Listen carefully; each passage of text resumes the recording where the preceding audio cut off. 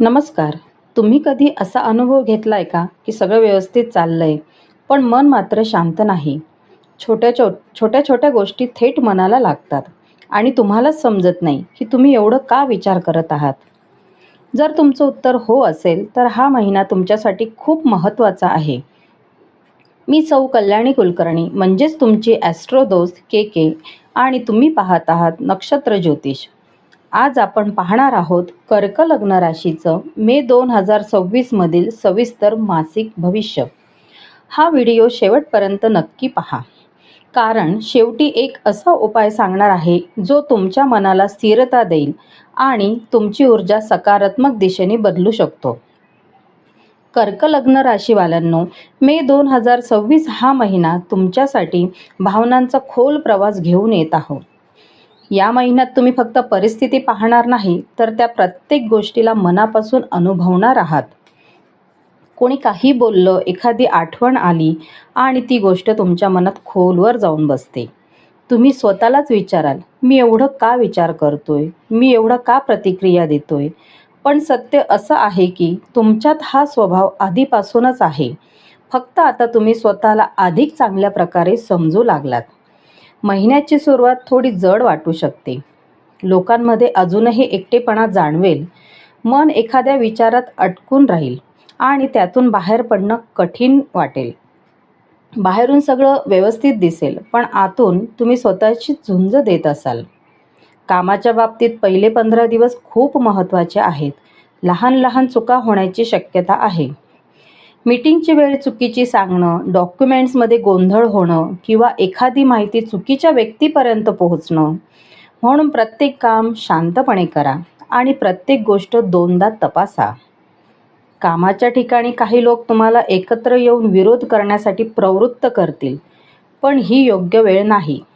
अशा गोष्टींपासून दूर राहणं तुमच्यासाठी फायदेशीर ठरेल. योग्य वेळ आल्यावरच योग्य निर्णय घ्या. आर्थिक बाबतीत हा महिना मध्यम राहील. पैसे येतील पण खर्चही वाढेल. कुटुंबातील गरजा, अचानक येणारे खर्च यामुळे थोडा ताण जाणवू शकतो. महिन्याच्या दुसऱ्या भागात परिस्थिती सुधारेल, पण तरीही खर्च करताना विचारपूर्वक निर्णय घ्या.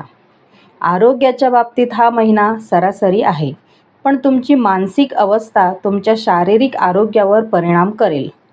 झोप पूर्ण घ्या, बाहेरचं खाणं टाळा आणि स्वतःच्या मनाची काळजी घ्या.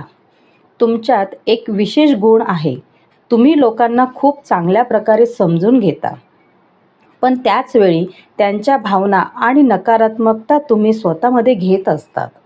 म्हणून स्वतःला जपणं खूप गरजेचं आहे. दररोज झोपण्यापूर्वी 5 मिनिटं डोळे बंद करून तुम्हाला तुमचं आयुष्य कसं हवं आहे हे मनात स्पष्टपणे चित्रित करा. हा छोटासा प्रयत्न तुमची ऊर्जा सकारात्मक दिशेने नेईल. नातेसंबंधाच्या बाबतीत महिन्याचा पहिला भाग थोडा चढ उतार घेऊन येईल. लहान सहान गोष्टीवरून गैरसमज होऊ शकतात, पण जर तुम्ही संयम ठेवलात आणि स्पष्टपणे संवाद साधलात तर महिन्याचा दुसरा भाग नात्यात सुधारणा घेऊन येईल. तुमच्या भावना स्पष्टपणे व्यक्त करा आणि समोरच्याचं मनापासून ऐका. विद्यार्थ्यांसाठी हा महिना थोडा विचलित करणारा असू शकतो. मन अभ्यासापासून दूर जाऊ शकतं, पण जर तुम्ही वेळेचं योग्य नियोजन केलं तर तुम्ही अभ्यास आणि इतर गोष्टी यांमध्ये संतुलन राखू शकतात. या महिन्याचा सर्वात महत्त्वाचा संदेश असा आहे, भावना असणं चुकीचं नाही, पण प्रत्येक भावनेवर लगेच प्रतिक्रिया देणं आवश्यक नाही. तुम्ही जितकं स्वतःला समजून घ्याल तितकंच तुम्ही स्वतःवर नियंत्रण ठेवू शकाल. उपाय म्हणून प्रत्येक सोमवार भगवान शिवाच्या मंदिरात जाऊन जल अर्पण करा आणि शांतपणे प्रार्थना करा. यामुळे तुमच्या मनाला स्थैर्य आणि शांतता मिळेल.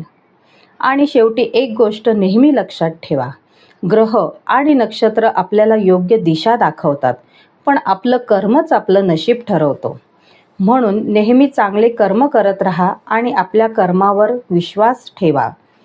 जर तुम्ही कर्क लग्न राशीचे असाल तर कमेंटमध्ये हर हर महादेव नक्की लिहा.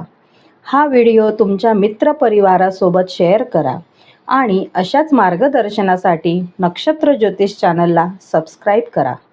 धन्यवाद.